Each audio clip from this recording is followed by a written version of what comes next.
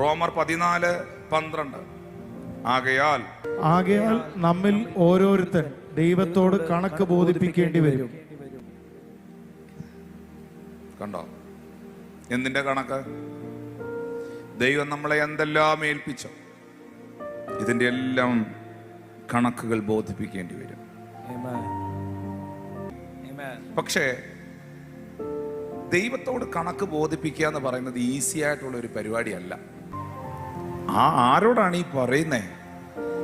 നിന്റെ ഓരോ നെടുവീർപ്പുകളെയും, നിന്റെ ഓരോ ചലനങ്ങളെയും, നിന്റെ ഓരോ മെസ്സേജുകളെയും, നിന്റെ ഓരോ ആറ്റിറ്റ്യൂഡ്സിനെയും കൃത്യമായി അറിയാവുന്നവൻ. Understand me? അത് ചെറിയൊരു കാര്യമല്ല, പക്ഷെ അങ്ങനൊരു കാര്യമുണ്ട്. ഞാൻ ദൈവത്തിന്റെ സന്നിധിയിൽ ഒരിക്കൽ നിൽക്കേണ്ടതാണ്. എന്നെ ഏൽപ്പിച്ച കാര്യങ്ങളിൽ, എന്നെ ഏൽപ്പിച്ച സഭകൾ, ആളുകൾ, സമ്പത്ത്, കുടുംബം, മക്കൾ, ബന്ധങ്ങൾ എല്ലാം ഞാൻ ദൈവത്തിന്റെ മുൻപാകെ കണക്ക് ബോധിപ്പിക്കേണ്ടവനാണ്. അന്ന് തല താഴ്ത്തിപ്പിടിച്ച് നിങ്ങളുടെ എല്ലാവരുടെയും മുമ്പിൽ വെച്ച് അപമാനിതനാകേണ്ട വ്യക്തിയല്ല ഞാൻ. ഈ ഒരു ചിന്ത നിങ്ങൾക്ക് എല്ലാവർക്കും ഉണ്ടാകണം. അങ്ങനൊരു ദിവസമുണ്ട്, അങ്ങനൊരു ദിവസമുണ്ട്. ഓ ജീസസ്, ഇവിടെ കയറി വരിക എന്നോട് പറയുന്നൊരു ദിവസമുണ്ട്. എൻ്റെ പേർ വിളിക്കും, പുസ്തകം തുറക്കും. Christin George, Tinu George, Ashish Baby എന്ന് വിളിക്കുമ്പോൾ അപ്പനും അമ്മയും നാട്ടുകാരും അസിസ്റ്റന്റ് പാസ്റ്ററും വാ, നീ കൂടെ പാടാ, ചേച്ചിനൂടെ വാ, അല്ല എല്ലാരും അല്ല, ഒറ്റയ്ക്ക്. എങ്ങനെയാ? ഷിജിനില്ല, ക്രിസ്റ്റി പാസ്റ്റർ ഇല്ല, സ്പിരിച്വൽ ഫാദർ ഇല്ല, മെന്റർ ഇല്ല, അസിസ്റ്റന്റ് പാസ്റ്റർ ഇല്ല, നേരത്തെ ഇരുന്ന പാസ്റ്റർ ഇല്ല, ഇപ്പോഴുള്ള പാസ്റ്ററും ഇല്ല. നീ ഒറ്റയ്ക്ക്.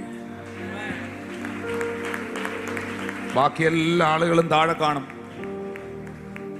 തിരുവനന്തപുരത്തുള്ള വിശുദ്ധന്മാരും പാസ്റ്റർമാരും ആബാലവൃദ്ധം ജനവും, ആദം തുടങ്ങി, തോട്ടത്തിൽ നിന്ന് പഴം എടുത്തു കഴിച്ച ഹൗവ അമ്മച്ചി തുടങ്ങി, ആദം തുടങ്ങി, അബ്രഹാം തുടങ്ങി. അയ്യോ, അബ്രഹാമൊക്കെ നിൽക്കുക അവിടെ. അന്നേരം ഞാൻ സ്റ്റേജിൽ കയറി ചെല്ലുന്നേ, മുന്നിലോട്ട് സിംഹാസനത്തിന് മുമ്പിൽ ചെന്ന് നിൽക്കുന്നേ. അബ്രഹാമൊക്കെ എന്നെ കാണുക. പൗലോസ് നിപ്പുണ്ട്, പത്രോസ് നിപ്പുണ്ട്, യാക്കോബ് നിപ്പുണ്ട്, യോഹന്നാൻ നിപ്പുണ്ട്, റെയ്നാഡ് ബോങ്കെ നിപ്പുണ്ട്, ബില്ലി ഗ്രഹാം നിപ്പുണ്ട്, മുഴുവൻ വിശുദ്ധന്മാർ നിപ്പുണ്ട്, അപ്പോസ്തലന്മാർ നിപ്പുണ്ട്, ഏലിയാവ് നിൽപ്പുണ്ട്, എലീശ നിൽപ്പുണ്ട്, ഇരമ്യാവ് നിൽപ്പുണ്ട്, യെശയ്യാവ് നിൽപ്പുണ്ട്.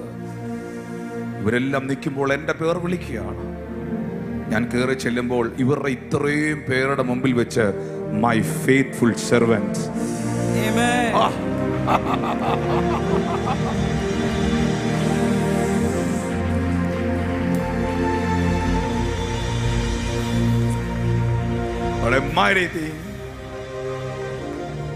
അതല്ലേ ജീവിതത്തിന്റെ ഏറ്റവും വലിയ ടാർഗറ്റ്.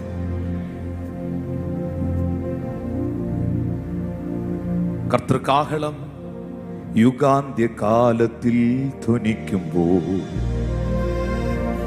നിത്യമാ പ്രകാശ ശോഭിതത്തിൽ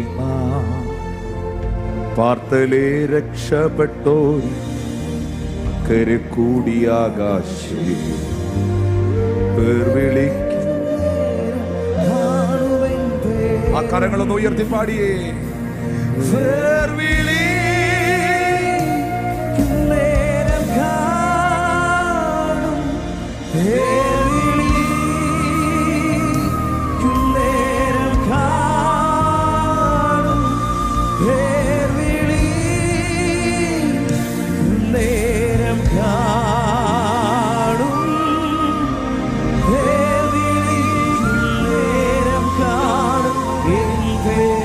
ശബ്ദമുയർത്തി പാടിയേ.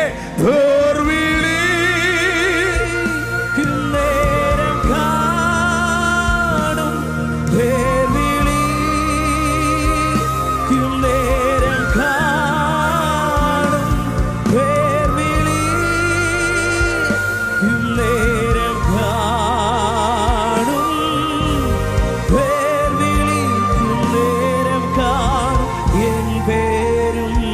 പക്ഷേ ഇത്രയും വിശുദ്ധന്മാരുടെ മുൻപിൽ ഈ ഭൂമിയിൽ എനിക്കൊന്നും മനുഷ്യൻ പറഞ്ഞതുപോലെ, ഞാൻ ചിന്തിച്ചതുപോലെ എനിക്ക് പലതും ആകാൻ കഴിഞ്ഞില്ലെങ്കിലും എൻ്റെ സഭയോട്, എൻ്റെ ദൈവദാസനോട്, എൻ്റെ ഭർത്താവിനോട്, എൻ്റെ ഭാര്യയോട്, എൻ്റെ മക്കളോട്, എൻ്റെ സഹജീവികളോട്, സഹപ്രവർത്തകരോട്, എൻ്റെ പ്രവർത്തന മേഖലകളിലൊക്കെ ഞാൻ വിശ്വസ്തയോടെ ദൈവത്തിന് വേണ്ടി നിന്ന കാരണം കൊണ്ട് ദൈവത്തിൻ്റെ സന്നിധിയിൽ എൻ്റെ പേർ വിളിക്കപ്പെട്ടാൽ ഞാനല്ലേ അനുഗ്രഹീതനായവൻ? അല്ലെങ്കിൽ ഇത്രയും വിശുദ്ധന്മാരുടെ നടുവിൽ അബ്രഹാമും ഇസഹാക്കും യാക്കോബും സകല വിശുദ്ധന്മാരും മോശയും സകല പ്രവാചകന്മാരും പൗലോസും അപ്പോസ്തലന്മാരും ദൂതന്മാരും ഒക്കെ നിൽക്കുന്ന ആ സദസ്സിൽ വെച്ചിട്ട് ഇവനെ ആ തീപ്പൊയ്കയിലേക്ക് എറിഞ്ഞുകളക എന്നുള്ള വാക്കാണോ വലുത്, അതോ വിശ്വസ്തൻ എന്ന് കേൾക്കുന്നതാണോ വലുത്? ഞാൻ എൻ്റെ ദൈവത്തിൻ്റെ സന്നിധിയിൽ ഫെയ്ത്ത്ഫുൾ ആകണ്ടേ?